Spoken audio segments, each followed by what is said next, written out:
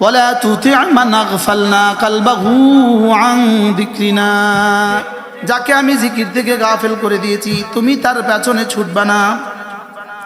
যেই বস্তু তোমাকে জিকির থেকে গাফেল করে, অথবা যেই ব্যক্তি তোমাকে জিকির থেকে গাফেল করে, অথবা যেই দল তোমাকে জিকির থেকে গাফেল করে, যেই নেতা তোমাকে জিকির থেকে গাফেল করে, যেই মোবাইল তোমাকে জিকির থেকে গাফেল করে, যেই খেলা তোমাকে জিকির থেকে গাফেল করে,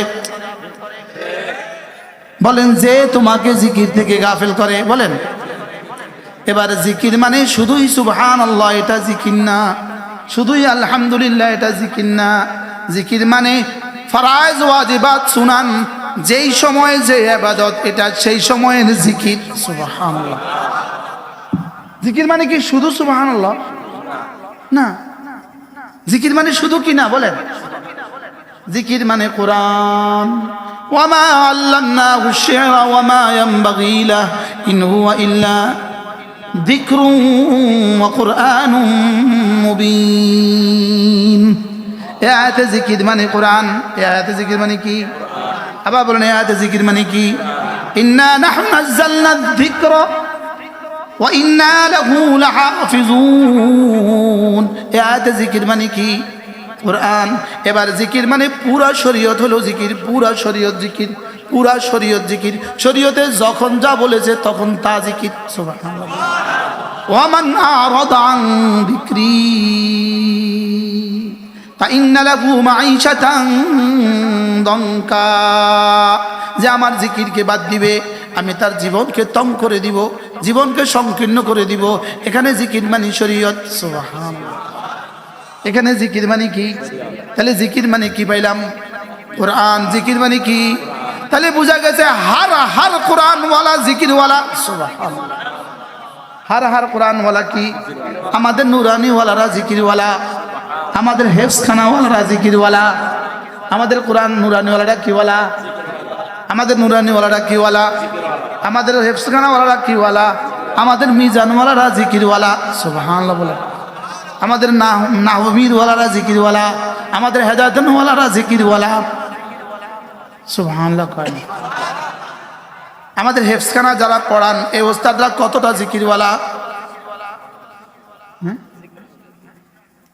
এই জন্য ওয়ামান, দেখেন, ওয়ামান আরাদাহু যিকরি আন মাসআলাতি আ'তাইতু আফদালা মা উ'তিয়াস সাইলিন। রাসূল বলেন, যে জিকির করার টাইম পায় না, কোরআনে কারীমের কারণে জিকির করার টাইম পায় না, কোরআনে কারীমের কারণে জিকির করার টাইম পায় না, অথবা জিকিরের কারণে দোয়া করার টাইম পায় না, বলেন কি বলছি? কোরআনে কারীমের কারণে কি পারে না? জিকির পারে না। কোরআনে কারীমের কারণে জিকির পারে না, অথবা জিকিরের কারণে দোয়া পারে না, অথবা নাহমীর পড়ার কারণে তেলাওয়াত পারে না। কি বলছে বলেন?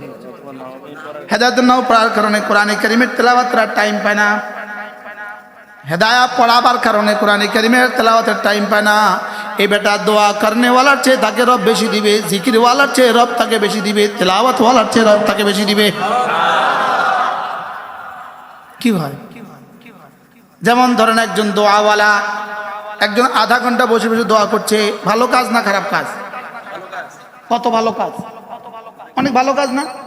একজন আধা ঘন্টা বসে বসে দোয়া করছে, আপনি নিশ্চয়ই বলবেন ইনি অনেক ভালো কাজ করছে, আমিও বলবো ভালো কাজ করছে, ফেরেশতারাও কয় ভালো কাজ করছে। লেকিন আরেকজন বসে বসে জিকির করছে। এবার 800 কোটি মানুষ যদি দোয়া করে যেই পরিমাণ দিবে, এই জিকিরওয়ালাকে তার চেয়ে বেশি দিবে। এবার আরেকজন বসে বসে তেলাওয়াত করছে, এবার 800 কোটি মানুষ যদি জিকির করে যেই পরিমাণ দিবে, তেলাওয়াতওয়ালাকে তার চেয়ে বেশি দিবে। এবার আরেকজন বসে বসে, আরেকজন দাঁড়িয়ে দাঁড়িয়ে নফল করছে। দোয়াওয়ালা, জিকিরওয়ালা, তেলাওয়াতওয়ালা, বলেন ফি নাফসি, প্রত্যেকটা দামি না বেদামি? ফি নাফসির বাংলা কি কইবা?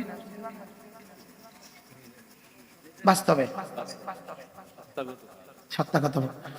ফি নাফসি প্রত্যেকটা দামি, প্রত্যেকটা আপন জায়গা দামি, বলেন আপন আপন জায়গায় প্রত্যেকটা দামি না বেদামি? দোয়া, জিকির, তেলাওয়াত, নওয়াফিল দামি না বেদামি? আরেকজন বলছে আমি ফরজগুলো করব, সুন্নতগুলো করব, ওয়াজিবগুলো করব, আর বেশি আমি তেলাওয়াতও পারবো না, নফলও পারবো না, জিকিরও পারবো না, দোয়াও পারবো না। আমি আল্লাহর বান্দাদেরকে শুধুই আল্লাহর দিকে ডাকবো। সুবহানাল্লাহ বলেন। এবার কোটি কোটি নওয়াফেলের চেয়ে তার একবার আল্লাহর দিকে ডাকার দাম বেশি। কি ভাই, কয়টা পাইলেন বলেন? বলি কি? দোয়া,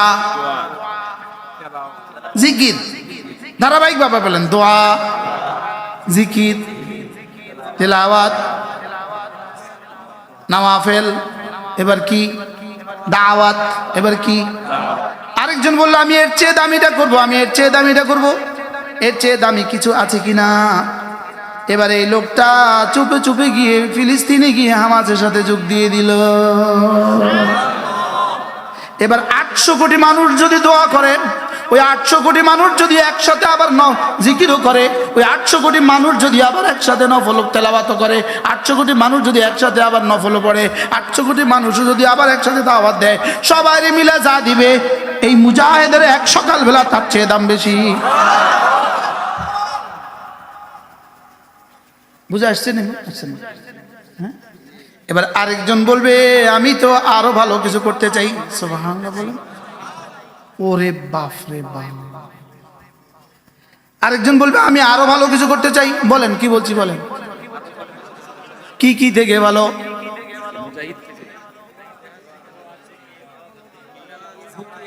দোয়া এর চেয়ে ভালো, জিকির এর চেয়ে ভালো, তেলাওয়াত এর চেয়ে ভালো, নওয়াফেল এর চেয়ে ভালো, দাওয়াত ও তাবলীগ এর চেয়ে ভালো। এবার আরেকজন বলল আমি জিহাদের চেয়ে বেশি নেকি কামাতে চাই, আমি জিহাদের চেয়ে বেশি লাভজনক কিছু করতে চাই, আমি জিহাদের চেয়ে দামিটা বেশি করতে চাই, আমি জিহাদের চেয়ে দামিটা করতে চাই। এবার হুজুর এর কোনো প্রক্রিয়া আছে কিনা? হ্যাঁ, এর প্রক্রিয়া হলো তলাবুল ইলমে। আমাদের যে বাচ্চারা মিজান পড়ে, আমাদের যে উস্তাদ মিজান পড়ায়, নাবুমি পড়ায়, হেদায়েত না পড়ায়, এদের পড়নার পড়ানা জিহাদের চেয়ে দাম বেশি। কি শুনলেন বলেন? না, মুখস্থ করতে হবে। বলেন, বুঝাইতে পারতেছি না তো। হ্যাঁ,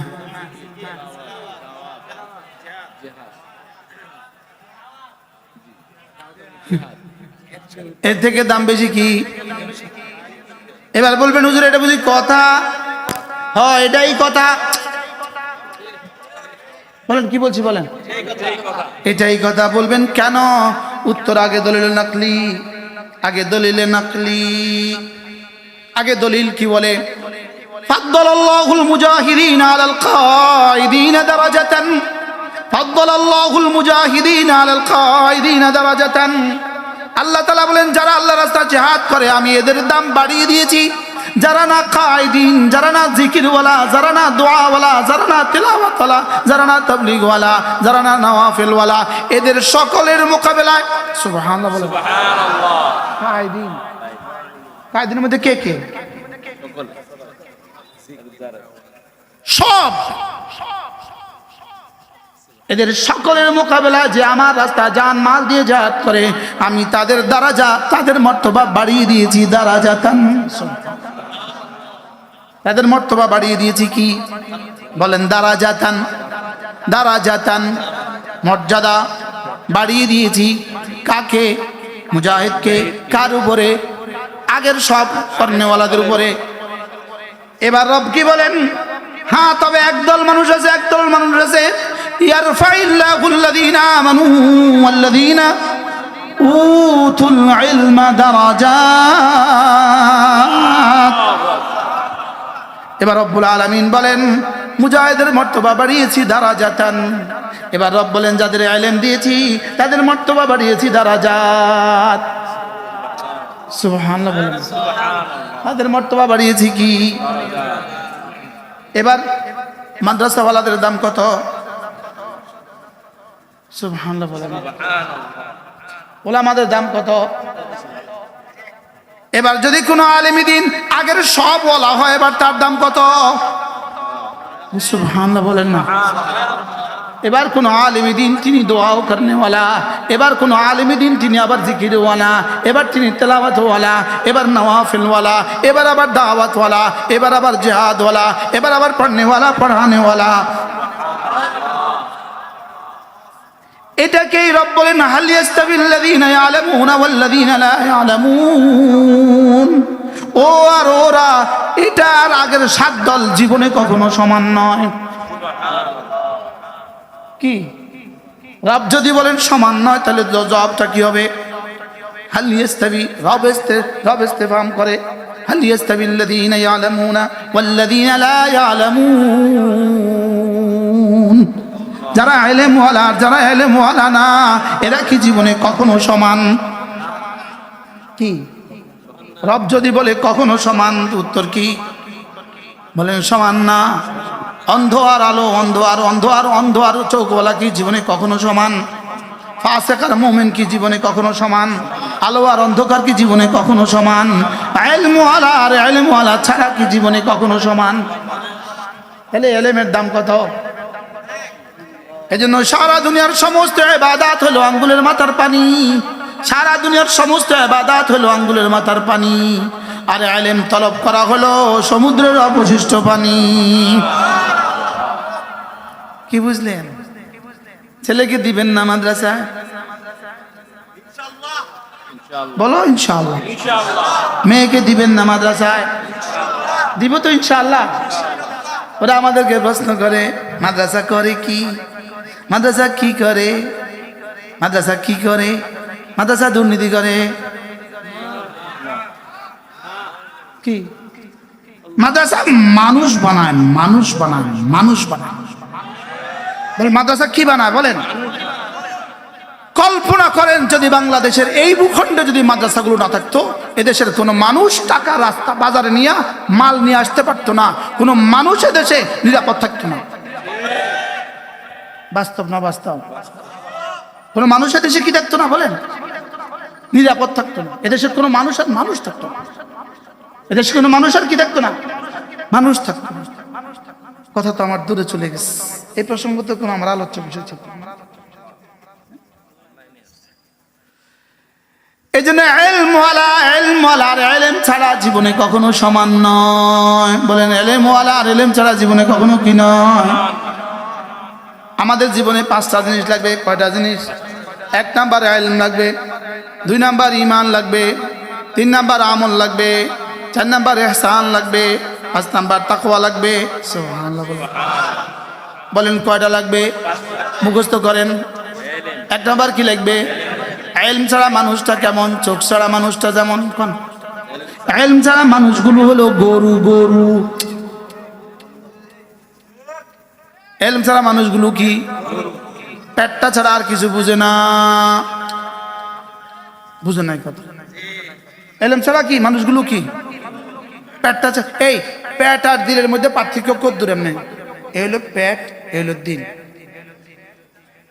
4 আঙ্গুল, 4 আঙ্গুল। আর পেটের কাজ কি? পেট হলো শুধু ডাউন হয়, শুধু ডাউন হয়। পেট শুধু নিচের দিকে, নিচের দিকে, নিচের দিকে, আর এটা উপরের দিকে, আর শাহজিম পর্যন্ত। এজন্য পৃথিবীর সমস্ত জ্ঞান ও বিজ্ঞান, সমস্ত জ্ঞান ও বিজ্ঞানের ঠিকানা শুধুই টয়লেট, শুধুই টয়লেট, শুধুই টয়লেট। কথা বল না। পৃথিবীর সমস্ত জ্ঞান ও বিজ্ঞানের শেষ ঠিকানা কি? পেট। পেটের শেষ ঠিকানা কি? জোরে কয় না। আচ্ছা, পেটে যদি, টয়লেটে যদি 3 দিন না যায়, সুস্থ না অসুস্থ? কি বলছি? তাহলে পেটের শেষ ঠিকানা কি? টয়লেট। হৃদয়ের শেষ ঠিকানা, কলবের শেষ ঠিকানা কি? আর শাহজিম হয়ে জান্নাতুল ফেরদাউস। সুবহানাল্লাহ। এটা হলো শুধু আফ, এটা হলো শুধু ডাউন।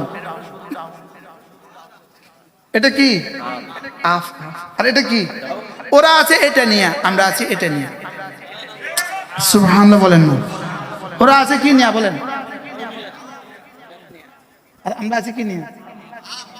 এই জন্য দেখবেন, যেমন ধরেন বাংলাদেশের সবচেয়ে দামি ইউনিভার্সিটি, সবচেয়ে দামি সাবজেক্ট, ওই সাবজেক্টের বিভাগীয় প্রধান, ওই সাবজেক্টের প্রধান উনি এখন রিটায়ারমেন্টে চলে গেছেন, যেমন ইংলিশের বিভাগীয় প্রধান, উনি এখন রিটায়ারমেন্টে চলে গেছেন। ওনার কাছে এখন কেউ প্রাইভেট পড়তে চায়? হ্যাঁ, ওনার কাছে এখন কেউ দোয়ার লেগে যা? আমার না, না লাগে। ওনার কাছে এখন কেউ দোয়ার লেগে যায়? ওনার এখন কেউ অকেশনে, কোনো অকেশনে ওনার প্রধান অতিথি করে কিনলে কন্যা অবশ্য কন্যা। এবার হজের মৌসুমে আমরা সৌদি আরবে বসা, হজের মৌসুমে মক্কা শরীফে বসে এক ঘটনা দেখছি। বাংলাদেশের একজনের মা মারা গেছে, 1 সপ্তাহ হয়েছে মা মারা গেছে। তো ওনার এক ছেলে বাংলাদেশের নামি দামি ইউনিভার্সিটির প্রফেসর, আরেক ছেলে বাংলাদেশের সরকারি কর্মকর্তা, ইউনিয়ন কর্মকর্তাদের মধ্যে সবচেয়ে বড় কর্মকর্তা। এটা বলি না আর কি, তার পার্সোনাল ইস্যু। আরেকজন আবার আল্লাহুম্মা সাল্লি আলা মুহাম্মদ। কিতা কইতা অন্য ভাষা না,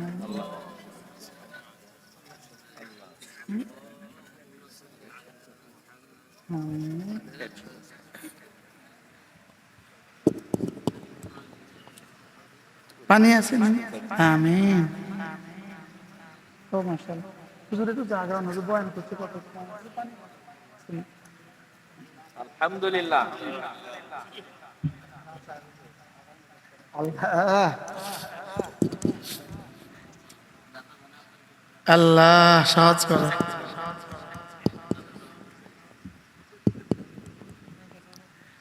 মাইক মাইক।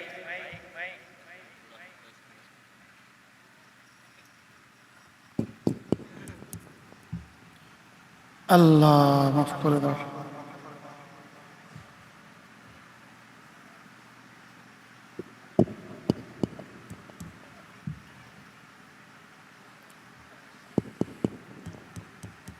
অল্প সময় ইনশাআল্লাহ, অল্প সময়, আপনারা বিরক্ত হইয়েন না, অল্প সময়। اللهم صل وسلم دائما ابدا।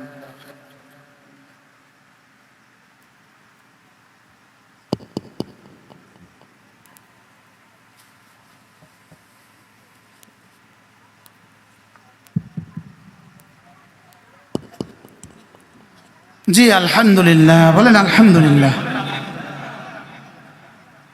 তো ভাগ্য ভালো, সৌভাগ্য আমাদের। ওই যে বেটি মরে গেছে, তার 3 সন্তানের এই অবস্থা, আর 1 সপ্তাহ হয়েছে তার ঘরে সে মারা গেছে। সৌভাগ্য আমাদের, তার সন্তানদের তালিকায় কারণ নাম আসে নাই, যিনি অমুক মাদ্রাসার মুহাদ্দিস অথবা অমুক মসজিদের ইমাম।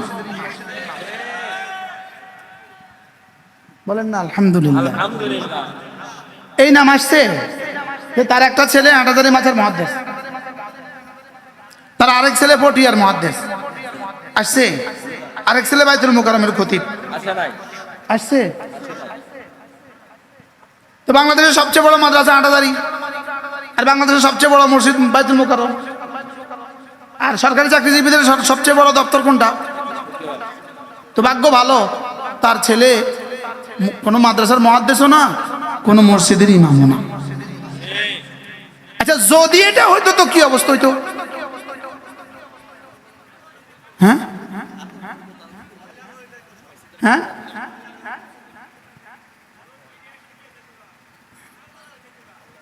আল্লাহ আমাদেরকে বাঁচাইছে, বলেন আলহামদুলিল্লাহ বলেন।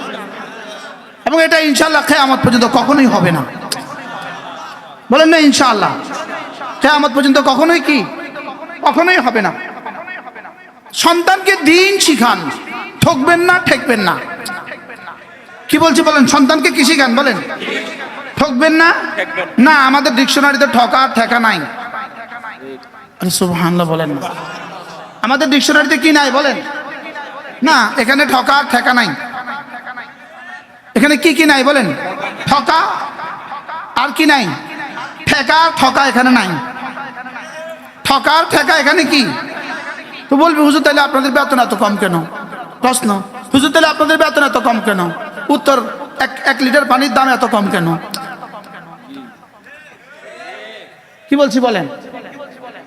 1 লিটার পানির দাম কত? বুঝি টাকা লাগে, আবার টাকা লাগে। কিসের 30 টাকা? অনেক কলতন সিপি কটিয়া লাগছে।